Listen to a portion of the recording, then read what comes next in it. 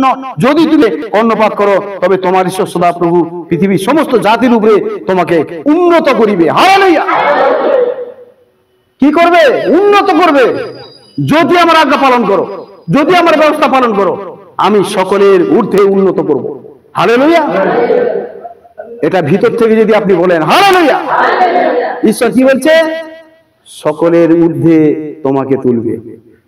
আমরা ব্যবস্থাকে পালন করব না, আর ঈশ্বর কি করে আমাদের আশীর্বাদ করবে? তাই এখানে বলছে, এখানে কি বললো? যে আমি তোমাকে যে সকল আজ্ঞা আদেশ করিতেছি। ঈশ্বরের বাক্য তো এটা নাকি?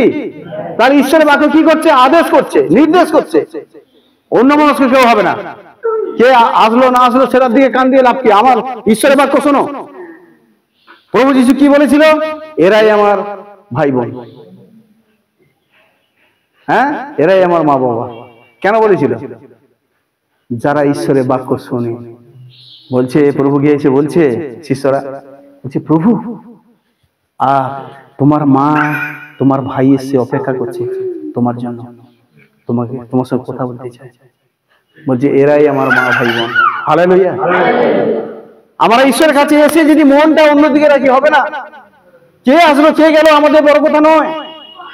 আমাদের বাবা জীবন্ত ঈশ্বর, তার মন প্রাণ দিয়ে তাকে স্মরণ করো, চোখের জলে তাকে আরাধনা করো, ডাকো, চোখের জলে প্রার্থনা করো, রাতে উঠে প্রার্থনা করো। আমি বারবার বলি, রাতে উঠে প্রার্থনা করো, হাঁটু গেড়ে প্রার্থনা করো। কে প্রার্থনা করলো না করলো, হ্যাঁ, সেটা নিয়ে বড় করো। আমি প্রার্থনা করিনি, তোমার জানার দরকার নেই বন্ধু। তুমি প্রার্থনা করো, তুমি প্রার্থনা করো, ঈশ্বর তোমাকে সাহায্য করবে। আমার পাপের ভাগ তুমি নেবে না, তোমার পাপের ভাগ আমি নেব না। আমার ডাকা আমাকে ডাকতে হবে, আমার খাওয়া আমাকে খেতে হবে। তাই বন্ধু আমি বলছি ভাই বোনকে, সবাই প্রার্থনা করো, রাতে উঠে প্রার্থনা করো, ভোরবেলা প্রার্থনা করো, সকালে মর্নিং প্রেয়ার দেওয়ার সময় আধা ঘন্টা নেই, ওই 5 মিনিট বিছানাতে বসে প্রার্থনা করো, ঈশ্বর সাহায্য করবে। হালেলুয়া। তাই যা বলছে, যদি তুমি আপন ঈশ্বর সদাপ্রভু মনোযোগ সহকারে কর্ণপাত করো তবে তোমার ঈশ্বর সদাপ্রভু পৃথিবীর সমস্ত জাতির উপরে তোমাকে উন্নত করবে। আর তোমার ঈশ্বর সদাপ্রভু রবে কর্ণপাত করিলে এই সকল আশীর্বাদ তোমার উপরে বর্তিবে, ও তোমাকে আশ্রয় করিবে। আমেন। আশীর্বাদ করবে, আশ্রয় করে থাকবে, অর্থ ভান্ডার। হালেলুয়া। আশীর্বাদ করবে আর অর্থ ভান্ডারে তোমার চতুর্দিকে যেন পরিপূর্ণ পরিপূর্ণ। হালেলুয়া। আর কি বলছে দেখো, তুমি নগরে আশীর্বাদ যুক্ত হইবে এবং ক্ষেত্রে আশীর্বাদ যুক্ত হইবে। তুমি যে ফসল লাগাবে সে ফসলে আশীর্বাদ পরিপূর্ণ হবে। নগরে মানে গ্রামে যাবে, তুমি ব্যবসা বাণিজ্যের জন্য গ্রামে যাচ্ছ, সেখানে আশীর্বাদ করবে। হালেলুয়া। এটা ঈশ্বরের বাক্য, আশীর্বাদ করবে। আর কি বলছে? ক্ষেত্রে আশীর্বাদ করবে। তোমার শরীরের ফল, আমার শরীরে যে রোগ ব্যাধি ছিল সেটা চলে যাবে। শরীরের ফল মানে কি? শরীরের আশীর্বাদ। হ্যাঁ, বলছে তোমার শরীরের ফল, তোমার ভূমির ফল, তোমার পশুদের ফল, তোমার গরুদের বৎস, তোমার মেষো শাবক আশীর্বাদ যুক্ত হইবে। আমেন। আমাদের ছাগল, হাঁস, মুরগিতে আশীর্বাদ আসবে যদি ঈশ্বরের নিয়ম পালন করি। আমরা যদি একটা ছাগলের জন্য, একটা গরুর জন্য, একটা মুরগি, হাঁসের জন্য যদি ঈশ্বরের নিয়মটাকে ভঙ্গ করি, ঈশ্বর আশীর্বাদ করবে? আর বলে কই কি হলো, হবে না। হ্যাঁ, আমাদের কোন বোন ভাই আছে না? আছে, খ্রিস্টের মধ্যে আছে, এখানে না থাকলে অন্য জায়গায় আছে। একটা কুকুরের জন্য, একটা বিড়ালের জন্য চার্জে আসে না, 1.5 লাখ টাকা দিয়ে একটা কুকুর কিনে নিয়ে এসছে, 60,000 টাকা দিয়ে একটা বিড়াল কিনে নিয়ে এসছে। হ্যাঁ, কোটিপতি লোক তো, চার্জে আসে না। তার পিছনে প্রত্যেক দিন মানে 100-150 টাকা করে বা 200 টাকা করে খরচা হয়। হ্যাঁ, 6,000 না কত শুনেছিলাম, 6,000 টাকা খরচা অনেকদিন আগে শুনেছিলাম, এখন আরো বেশি। একটা কুকুরের জন্য 6,000 টাকা খরচা। ভাবুন, একটা সংসার চলে যেত, কি লাভ আছে? আমার ঈশ্বরের পদও বন্ধ হয়ে গেল, আর তাকে আবার টাইম টাইম খাবার মাংস রান্না করে দিতে হয়।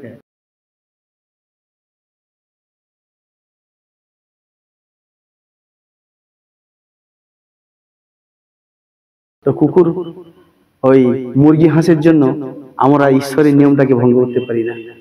ঈশ্বরের পথ সহজ সরল পথ। হালেলুয়া।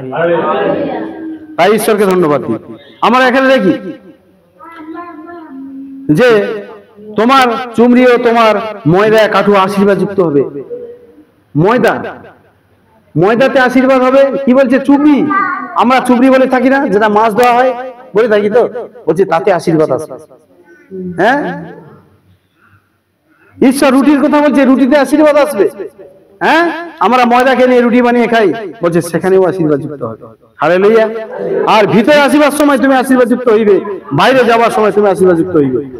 তোমার যে শত্রুগণ তোমার বিরুদ্ধে ওঠে, তাহাদিগকে সদাপ্রভু তোমার সম্মুখে আঘাত করিবে। তাহারা এক পথ দিয়া তোমার বিরুদ্ধে আসিবে, কিন্তু 7 পথ দিয়ে তোমার সম্মুখে পলায়ন করবে। কি করবে? এক পথ দিয়ে দল বেঁধে আসবে, আর তারা পালিয়ে যাওয়ার জন্য 7টা পথ খুঁজে পাবে না। কোথায় দিকে যাব, কি করে যাব? চোর চুরি করতে আসে, কি করে? তারা একসঙ্গে যুক্তি করতে করতে আসে, আর ঘরকে আবদ্ধ করে ফেলে না। আর তারপরে যখন মালিক উঠে পড়ে, তখন তারা কি করে? কোথা দিয়ে পালাবে কে বলে দেয়, ও ভাই এপাই দেয়, ও ভাই এপাই দেয়, এরকম বলে। তারা তখন পালিয়ে যাওয়ার চেষ্টা করে। ঈশ্বরের বাক্য কোনো মানুষের বাক্য নয়, এটা ঈশ্বরের বাক্য। তাই ঈশ্বরের বাক্য প্রতিজ্ঞামূলক বাক্য। হালেলুয়া। তাই তোমাদের যে শত্রুগণ তোমার বিরুদ্ধে ওঠে, তাহাদেরকে সদাপ্রভু তোমার সম্মুখ হইতে আঘাত করাইবেন। তাহারা এক পথ দিয়ে তোমার বিরুদ্ধে আসিবে, কিন্তু 7 পথ দিয়া তোমার সম্মুখ হইতে পলায়ন করিবে। সদাপ্রভু আজ্ঞা করিয়া তোমার গোলাঘর সম্বন্ধে তুমি যে কোনো কার্য হস্তক্ষেপ করো, তৎসম্বন্ধে আশীর্বাদিত হইবে, তোমরা সহচর হইবে করিবেন। এবং তোমার ঈশ্বর সদাপ্রভু তোমাকে যে দেশ দিতেছে, তথায় তোমার আশীর্বাদ করিবেন। আমেন। তুমি যেখানে থাকবে সেখানে আশীর্বাদ করবে। আমরা অনেক সময় ঈশ্বরের কাজের জন্য আমাদের বিভিন্ন জায়গায় পাল্টে দেয়। হ্যাঁ, বলছে ওখানে তো যাব না, ওখানে গেলেই মনে হয় সমস্যা হবে। হ্যাঁ, না, তুমি যে অঞ্চলে যাবে, যে গ্রামে যাবে, ঈশ্বর বলছে আমি আশীর্বাদ করবো। হালেলুয়া। আশীর্বাদ করবে তো নাকি? আশীর্বাদ করবে, আশীর্বাদ করবে। কি আশীর্বাদ করবে? হালেলুয়া। তাহলে আশীর্বাদ করবে। তুমি যেখানে যাবে সেখানে আশীর্বাদ আছে তোমার জন্য, তুলে রেখেছে ঈশ্বর। ঈশ্বর মনোনীত না হলে সেখানে তোমাকে পাঠাবে না, ঈশ্বরের কাজ। আর কি বলছে? সদাপ্রভু আজ্ঞা করিয়া তোমার গোলাঘর সম্বন্ধে তুমি যে কোনো কার্যে হস্তক্ষেপ করো, তৎসম্বন্ধে আশীর্বাদ কে তোমার সহচর করিবে। এবং তোমার ঈশ্বর সদাপ্রভু তোমাকে যে দেশ দিতেছে, তথায় তোমাকে আশীর্বাদ করিবেন। সদাপ্রভু আপন দিব্যানুসারে তোমাকে আপন পবিত্র প্রজা বলিয়া স্থাপন করিবে। কেবল তোমার ঈশ্বর সদাপ্রভু আজ্ঞা পালন ও তার পথে গমন করিতে হইবে। কি বলছে? যে ঈশ্বরের আজ্ঞা ব্যবস্থার মধ্যে চলতে হবে, তবেই আশীর্বাদযুক্ত আপনি হতে পারেন। হালেলুয়া। তাই আমরা দেখি সেখানে আজ্ঞা পালন করতে হবে। এখানে একটা কথা বলা আছে, সদাপ্রভু আপন দিব্যানুসারে। এই দিব্যার কথাটা লেখা আছে। আমরা ঈশ্বরের বাক্য মতি পুস্তকে কি বলেছে? তুমি শপথ করিও না, বলেছে না? আমরা অনেক জায়গায় দেখেছি যে শপথ করো না, গায়ে হাত দিয়ে মাথা হাত দিয়ে শপথ করো না। মাথার চুল সাদা কি কালো আমি করতে পারবো না। এখানে বলছে না দিব্যা। দিব্যা মানে কি? তোমাকে আপন পবিত্র প্রজা বলে স্থাপন করি। দিব্যা মানে প্রতিজ্ঞা। দিব্যা মানে শপথ নয়, মাথা হাতে পায়ে হাত দিয়ে এটার কথা বলেনি। দিব্যা মানে প্রতিজ্ঞা। তুমি মুখ থেকে যেটা বলছো সেটাই। তুমি মুখ থেকে ঈশ্বরের কাছে কি বলেছো তুমি চিন্তা করে দেখো। ঈশ্বরের কাছে তুমি যেটা বলেছো সেটাই হচ্ছে দিব্যা। হালেলুয়া। এই দিব্যা কথার অর্থ তুমি ঈশ্বরের কাছে কি বলেছো সেটাই প্রতিজ্ঞা। তাই দিব্যার কথা এখানে বলছে। তাই আমরা দেখি সদাপ্রভু আপন দিব্যানুসারে তোমাকে আপন পবিত্র প্রজা বলিয়া স্থাপন করিবেন। কেবল তোমার ঈশ্বর সদাপ্রভু আজ্ঞা পালন ও তার পথে গমন করিতে হইবে। আর পৃথিবীর সমস্ত জাতি দেখিতে পাইবে যে তোমার উপরে সদাপ্রভুর নাম কীর্তিত হইয়াছে। মানুষ দেখতে পাবে। যে কেউ আমরা চার্জে আসি, আমাকে কি বলে? বলে চার্জে না গেলেই টাকা দেয়, ঘর বাড়ি দেয়, বলে না? অনেককে বলে তো। হালেলুয়া। বলে কত টাকা পেয়েছিস? তুই তো বেশ ভালোই টাকা পাচ্ছিস, খ্রিস্টান হয়ে গেছিস, বলে তো। দেখো ঈশ্বর কি বলেছে? ঈশ্বর কি বলছে? যে ঈশ্বর তোমাকে আশীর্বাদ করেছে, আর তারা তোমাকে চিৎকারি শুরু করছে।